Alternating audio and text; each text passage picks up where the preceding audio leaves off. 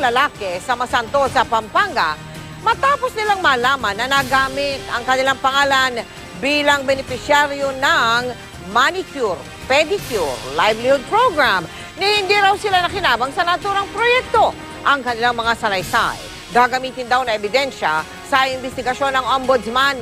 Nakatutok si Sherry Ann Torres.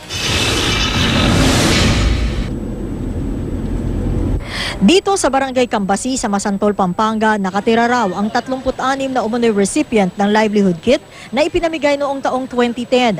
Ganito rin halos ang bilang na nakalistang umano'y tumanggap ng manicure pedicure livelihood kit sa 6 na barangay na kabilangan San Pedro, Sagrada, Bagang, Alauli at Palimpe. May kasama pa raw itong video instruction kung paano mag-manicure at pedicure.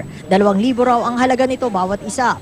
Sabi ni Marieta Bautista, asawa ng barangay tanod na si Alberto na nasa listahan na nakatanggap, panghuhuli raw ng sugpo ang hanap buhay ni Alberto. Wala ang kanyang asawa ng aming puntahan, kaya siya ang humarap sa amin. Kahit hirap magtagalog, hindi niya itinago ang kanilang pagkabigla. Ay, alaman po. Ala, kaya man po tatanggapan. Hindi naman kayo natakot? Tatakot, kaya po ye. Siyempre po ye, tutuye. Sa bandang dulo ng Barangay Cambasi, matatagpuan ang isa sa 2 palaisdaan ni Pedro Bautista, kasama rin sa listahan. Ang kanyang anak na si Pedrito iginiit na di sila nangangailangan ng livelihood kit, lalo pat walang kinalaman sa pagmamanicure at pedicure. Nagulat nga po kami, ba't kasama siya doon? Hindi naman po, hindi naman po totoo yun.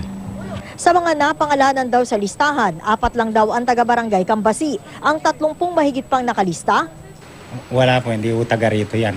hindi taga rito. Ang munisipyo na Masantol sa mga taga-Office of the Ombudsman na lang daw nalaman ang tungkol sa mga livelihood kit. Sa ngayon, nagbigay na ng listahan ng Office of the Ombudsman dito sa Sangguniang Bayan na Masantol, Pampanga.